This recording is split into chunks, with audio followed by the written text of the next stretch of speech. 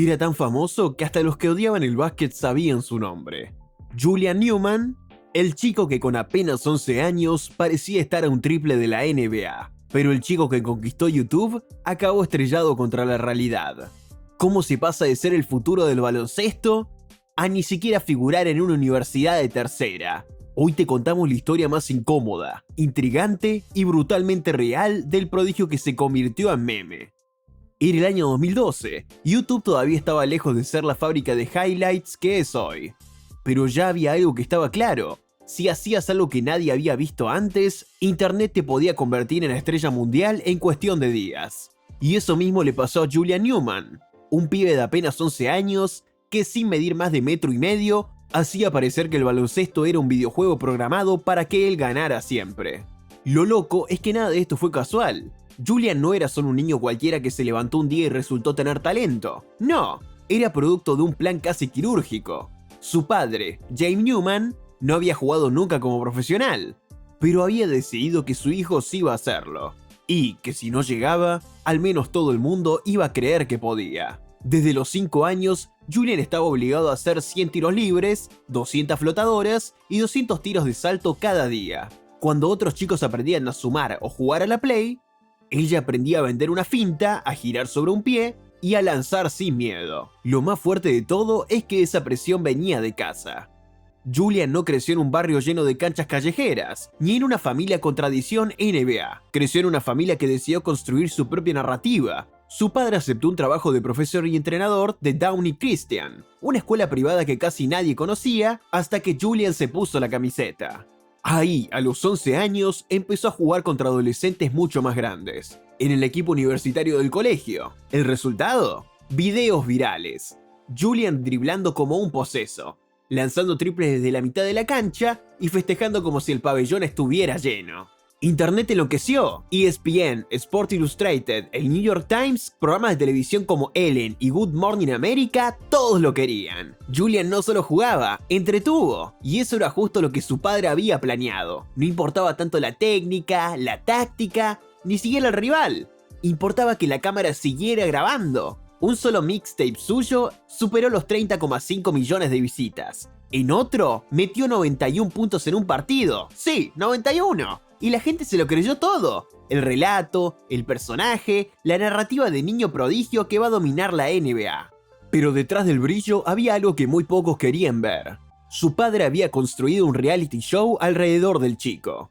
Julian pasó de ser un jugador más a ser el producto principal de su propia marca. Había remeras con su cara, videos diarios, cuentas de redes sociales oficiales, entrevistas. Incluso inventaron un programa llamado Born Ready, donde seguían cada paso de Julian y su hermana Jaden, también jugadora.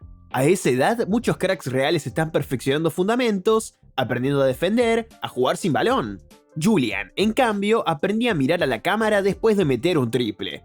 Y mientras los videos crecían, la técnica no tanto. Julian era un prodigio en lo que veía en 10 segundos de highlight, pero no tanto en lo que pasaba el resto del partido. Aún así, su leyenda siguió creciendo. Con solo 13 años ya había llegado a 1000 puntos universitarios. Con 15 promediaba casi 20 puntos y 10 asistencias por partido. En octavo grado, su nombre era conocido en todo Estados Unidos. Pero ahí empezaba a sumar la pregunta que nadie quería hacerse. ¿Y si todo esto era solo humo? ¿Y si detrás del show no había un jugador que pudiera competir de verdad contra los mejores? A medida que Julian fue creciendo, la maquinaria no paró. Más mixtapes, más programas, más titulares. Cada punto que metía era viral. Cada crossover, un nuevo clip para Instagram. Y mientras tanto, en la pizarra, el padre seguía siendo el director de este show. En la secundaria, Julian rompió todos los récords que se te ocurran. Más de 6.200 puntos en su carrera, la cuarta mayor marca en la historia del baloncesto escolar de Estados Unidos, más triples, más asistencias y más titulares que parecían salidos de una película de Disney. Pero si miraba más de cerca, aparecían grietas imposibles de ignorar, porque mientras Julian sumaba números astronómicos, los verdaderos scouts, los que no editan videos, los que no buscan visitas, empezaron a desaparecer. Su padre creó incluso un equipo a medida, Prodigy Prep, diseñado para que Julian siguiera siendo el epicentro absoluto. Todo giraba alrededor de él, la táctica, la rotación, la publicidad. Era una burbuja perfecta para mantener viva la narrativa del elegido, pero alejada, muy alejada, del baloncesto real de élite. Y cuando esa burbuja se pinchó, la caída fue televisada.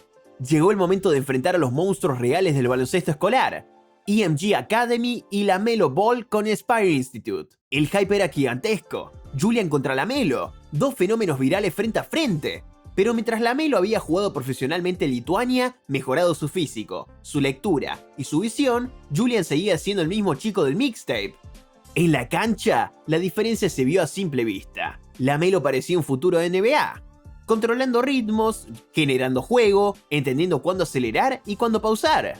Julian, en cambio, repetía la misma fórmula: triples lejanos, driblings eternos que no llevaban a ningún lado y gestos que quedaban bien en cámara pero mal en el marcador. Después llegó EMG Academy. Acá no había una estrella rival, era todo un ejército de reclutas de 4 y 5 estrellas, físicos NBA, defensa real, estructura táctica.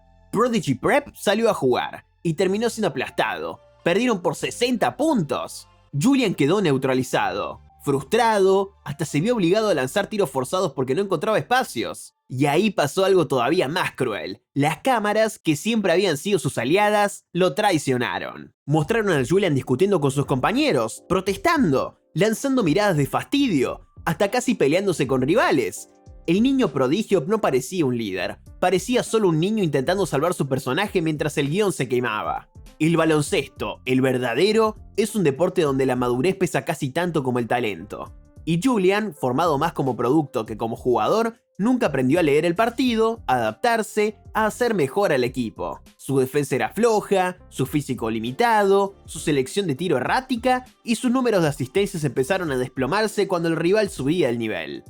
Pero lo más grave es que no había plan B. Cuando se apagaban las luces de YouTube, quedaba un jugador de 1,65 metros, sin explosividad de NBA, sin lectura táctica y sin progresión real desde los 13 años. Y las universidades se dieron cuenta antes que el público. El Julian que dominaba highlights no era el Julian que podía ayudar a un equipo de NCAA D1. Y de repente, ese teléfono que no paraba de sonar se quedó en silencio. Cuando la secundaria se terminó, todos esperaban la gran noticia. Julian Newman ficha por una universidad D1. Pero esa noticia nunca llegó. Su padre, que siempre había manejado la narrativa, decía que Julian tenía hasta 15 ofertas de universidades importantes. Sonaba bien para mantener el mito, pero nadie, ni periodistas, ni scouts, ni portales especializados como 247 The Sports o Rivals, pudo confirmar una sola oferta inicial. Mientras tanto, Julian empezó a bajar el tono en entrevistas. Decía que no quería ir a la universidad, que prefería Europa, Asia o la G-League. Pero la verdad era mucho más incómoda. Las universidades no estaban interesadas. Y no porque no supiera jugar, sino porque su juego no evolucionó. Los entrenadores no veían un base que pudiera dirigir un equipo universitario. Veían un showman de mixtapes que cuando el rival era serio, desaparecía o se volvía ineficaz. Entonces, la familia hizo lo que mejor sabía hacer: vender la marca. Julian siguió publicando videos, apareció en realities como Hello Newmans, mantuvo activo su canal de YouTube, se presentó a exhibiciones y campamentos promocionales. Todo esto mantenía viva la atención, pero alimentaba más el personaje que al jugador real. Y mientras los verdaderos cracks de su generación firmaban con Kentucky, Duke o UCLA, Julian anunciaba otro plan: saltarse la universidad e irse al extranjero. Alemania, Italia, Australia, hasta la Liga de China sonaron como destinos. Pero pasaban los meses y nada. Ningún club serio apostaba por él. Porque por mucho que generase visitas, en Europa o Asia lo primero que te piden es: ¿qué aportás al equipo? Y Julian, de nuevo, no tenía respuesta más allá del hype. El momento más simbólico de todo esto llegó cuando se organizó un partido de exhibición contra Kiri Walker, otro fenómeno juvenil que sí había evolucionado físicamente y técnicamente. Julian metió 52 puntos, sí, pero el video mostraba que la mayoría fueron tiros sin marca, sin presión real y en un partido sin defensa. Kiri, en cambio, parecía un hombre jugando contra un chico. Las redes aplaudieron las estadísticas, pero los que entienden de baloncesto vieron algo muy distinto. El juego de Julian seguía siendo exactamente el mismo de cuando tenía 13 años. Entonces pasó algo todavía más brutal. Los fans empezaron a darse cuenta. Los comentarios en YouTube cambiaron de qué animalado lo que juega este jovencito a juega igual desde siempre o no mejoró nada. Y Julian, que siempre vivió del aplauso del público, empezó a notar el silencio. Porque incluso sus seguidores más fieles entendieron que había números, pero no había progreso. Y acá está lo más irónico de todo: Julian no era un vago, entrenaba todos los días. Seguía haciendo miles de tiros, cientos de flotadoras. Pero el problema era cómo entrenaba, siempre para el highlight, nunca para el juego real. Nunca trabajó en su defensa, nunca cambió su mecánica de tiro, nunca pulió la toma de decisiones. Mientras otros jóvenes se transformaban en jugadores completos, él seguía practicando lo que ya sabía hacer. Y así, el niño prodigio que llenaba pabellones acabó siendo un adulto sin sitio en ninguna parte. Cuando intentó la carta de la G-League, dueño de Dallas Mavericks podría ayudarlo a tener una prueba, pero quedó en rumor. Ningún equipo G-League lo fichó, porque a ese nivel, el físico, la lectura y la defensa ya no son opcionales. No basta con tener un gran manejo y meter tiros lejanos de vez en cuando. Finalmente, después de años de videos y excusas, Julian aceptó lo que siempre dijo que no haría, ir a una universidad, pero no a Duke, ni a la USLA, ni siquiera a una D1 o D2, sino a la Universidad de Bethesda, un programa que ni siquiera compite en la NCAA. Era como pasar de la portada de ESPN a un torneo de barrio. Llegó el momento de la verdad. Julian Newman debutó finalmente en la universidad, pero la realidad fue más dura que cualquier crítica que hayas leído en YouTube. Su destino fue la Universidad de Bethesda, un programa prácticamente desconocido, sin clasificación oficial en la NCAA, sin visibilidad real ni scouts de renombre mirando desde la grada. Era el escenario más bajo posible para alguien que un día llenó portadas en ESPN y fue presentado como el futuro del baloncesto. Y el debut fue un baño de realidad. En 4 partidos, Julian promedió apenas 3 puntos por partido, con un 12% de acierto en tiros de campo. Sí, escuchaste bien, 12%. 0 de 7 en triples, 33% en tiros libres. Su equipo perdió por un promedio de 53 puntos por partido. Hubo derrotas escandalosas por 69 puntos, por 60 puntos. Partidos que parecían un baile entre marido y mujer. Lo que un día fue magia en mixtapes se volvió impotencia total. Julian lanzaba tiros forzados, se frustraba, gesticulaba, pero no podía competir ni siquiera contra jugadores que en teoría estaban muy por debajo del nivel D1. Su físico, que siempre fue una duda, ahora era una condena. Y su juego, basado en el show, en el highlight, no servía contra defensas reales, aunque fueran de un nivel modesto. El Julian que mirábamos en 2012, con esos crossovers eléctricos y triples imposibles, se había quedado anclado en el tiempo. No había explosividad, no había cambio de ritmo, no había lectura de juego. Era como ver un imitador de sí mismo intentando repetir viejas jugadas en un escenario que ya no le creía. Los números lo contaron todo. Primero, no superó ni una sola vez los 10 puntos en esos 4 partidos.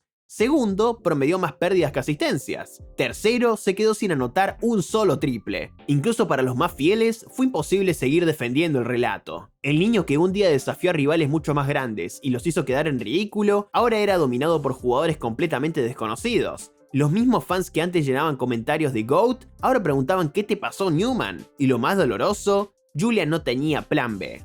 Mientras otros jugadores se reinventan, cambian de rol, bajan un escalón para luego volver a subir, Julian solo sabía hacer una cosa, ser Julian Newman, el showman. Pero cuando el show se terminó, quedó el jugador y el jugador ya no alcanzaba. Sus videos seguían acumulando visitas en YouTube, pero en la cancha no quedaba nada del mito, ni liderazgo, ni impacto real, ni siquiera chispa. Y acá está el detalle más cruel. Julian no se rindió, siguió entrenando, siguió intentando. Pero el baloncesto no perdona. O evolucionás o quedás en el pasado. Y Julian, que fue un fenómeno antes que un jugador, se quedó atado a su propio personaje. Y así termina la historia de Julian Newman. Un chico que lo tuvo todo. Talento, cámaras, millones de ojos, pero que confundió viralidad con grandeza. En el baloncesto no alcanza con ser tendencia. Tenés que crecer, adaptarte, mejorar, y Julian nunca lo hizo. De niño parecía imparable. De adulto, ni siquiera pudo parar su propia caída. Lo único claro es que Julian Newman fue un momento. Sí, pero ese momento quedó atrás. Y hoy, más que una promesa rota, es un recordatorio brutal de que el hype no mete puntos. ¿Y tú qué piensas? ¿Qué necesita un joven para llegar a la NBA? Déjalo en los comentarios, suscríbete para más historias reales y encendé la campana, porque lo que viene va a romper más mitos que likes. Te esperamos en nuestro próximo video.